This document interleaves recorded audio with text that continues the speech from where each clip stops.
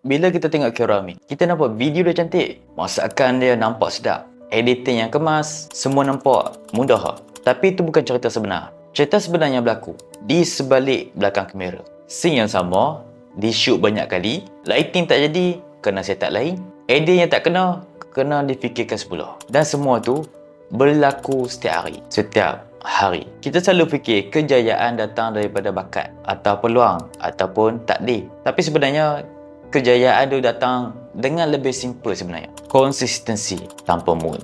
Dia tak tunggu rasa rajin. Dia tak tunggu idea yang sempurna. Dia tak tunggu masa yang sesuai pun. Dia buat juga walaupun penat, walaupun letih, walaupun tak perfect dan buntu. Kita pula, kita tunggu. Kita tunggu the right moment. Sebenarnya tak ada the right moment. Kita tunggu mood datang, tunggu rasa rajin, tunggu idea yang hebat, baru kita buat. Dalam proses kita tunggu tu, hari dia berlalu dan kita masih di tempat yang sama. Masalahnya bukan kita tak mampu.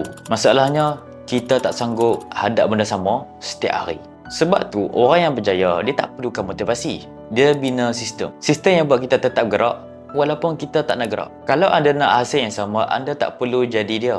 Tapi kita kena tiru apa yang dia buat setiap hari. Kalau anda nak mula kecil dulu. Mula by today, okay? Mulai hari ni dan ulang sampailah tiupan sangkakala. Dekat sini saya ada buat short course cara buat konten di bawah 30 minit.